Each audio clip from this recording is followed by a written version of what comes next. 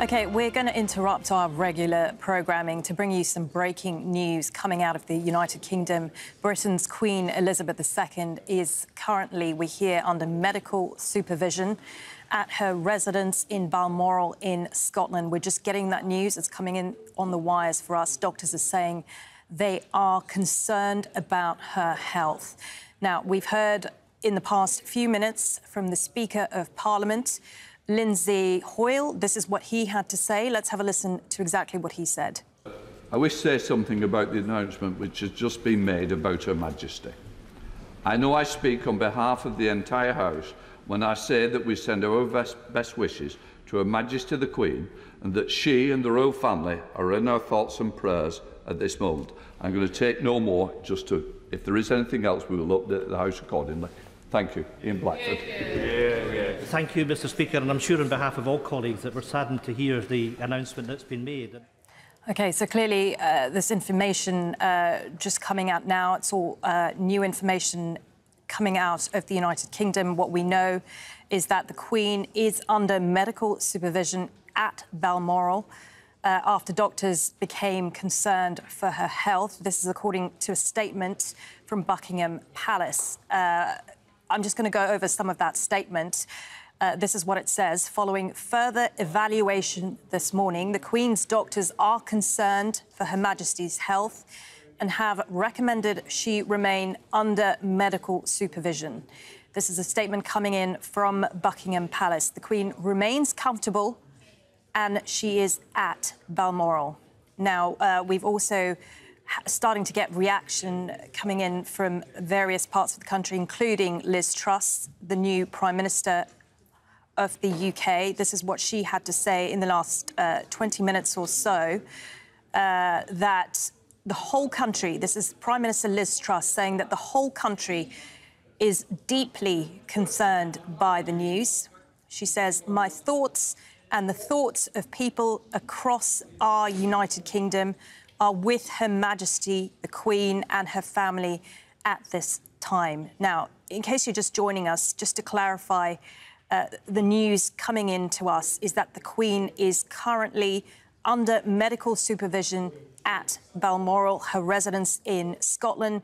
This happened after doctors became concerned for her health. That is according to a statement that has been officially released by Buckingham Palace. Now, the Queen, 96 years old. Now, we know that she pulled out of a virtual Privy Council on Wednesday, with doctors advising her to rest.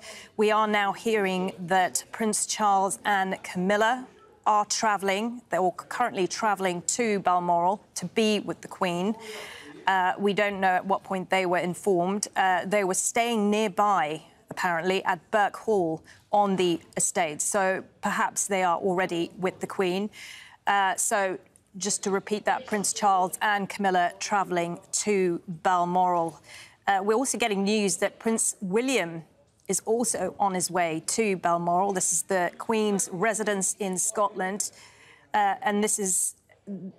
He's decided to travel there after this news, this announcement on the Queen's health. That is what we are hearing. We can go to our correspondent, Rory Challands, who is in London. Rory, what else are you hearing about this? This is coming to us all by surprise. Yeah, this is breaking news. I mean, I think the things that you have just been outlining there, we've got messages from the Prime Minister, we have messages of concern for the Queen's health coming from her doctors. We know that the immediate family have been informed and are now coming to be with her. These are all the kinds of things that you would expect to happen if the Queen did not have very long to live. All these things being put in place to make sure that if she does die in the coming days, that her family are there and that the country is prepared for it, that the government is prepared for it as well. I mean, you have to remember that it was a couple of days ago that Liz Truss went up to Balmoral to be basically appointed as the Prime Minister. That is something that usually happens down in London. It usually happens at Buckingham Palace. The new Prime Minister will go to the Queen at Buckingham Palace and be appointed there. But the Queen was not well enough to travel down south from where she had been in Scotland, and so Liz Truss had to make her way up there for that ceremony. So that gives us a sense, really, that this Queen, 96 years old, as we know, is in frail condition at the moment and has been for some time. She's had difficulty walking, difficulty with her mobility. Her husband died last year, Prince Philip, and for the last year at least, the Queen has really scaled back on the number of appointments and ceremonies and official duties that she has been performing, really keeping quite a low profile. We did see photographs of her with Liz Truss a couple of days ago. As you say, there was a Privy Council meeting that she was supposed to be taking yesterday on Wednesday. That was cancelled. So growing concerns, I think, for the Queen's health. And as I just said, the kinds of things that are being put in place now, the kinds of things that are happening are all of the sorts of things you would expect to happen if the Queen was perhaps in her final days. You were referring to that meeting between Liz Truss and the Queen, which took place a few days ago now. We're actually looking at that picture. She does look frail, but she is standing up. And as you say, it was a break in tradition that that she met with Liz Truss and the outgoing Prime Minister Boris Johnson in Balmoral in Scotland, rather in London, which is what traditionally she would have done or has done in the past. And we were told at the time that was because she suffered from mobility issues. She also had a meeting, I believe, an online meeting on Wednesday with the Privy Council, which then she cancelled after being advised to rest by doctors. I mean, talk us through some of the the latest health issues that, as she is 96 years old, but she has increasingly been stepping out of public life, hasn't she? Mm-hmm. Yeah, she has. So the Queen's health has clearly been on a downward trajectory for some time, as you would expect for someone of her significant age. She is an old woman. She is the longest serving British monarch by a reasonable margin now, and she has been on the throne performing her duties for since 1952, 1953. She is, a venerable woman who's been doing what she's done. Many stories of her being in and out of hospital for conditions of this and that,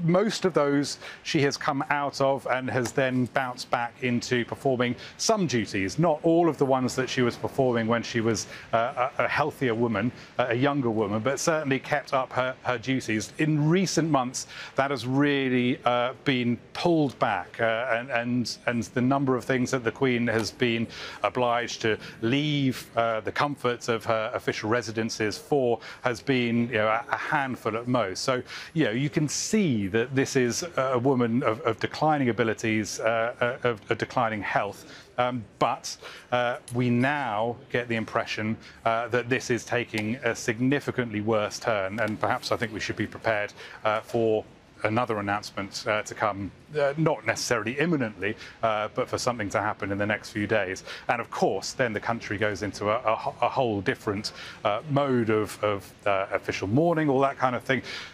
Prime Minister Liz Truss, who has just come into office, is dealing with an energy crisis. We heard from her earlier on today talking about capping price bills.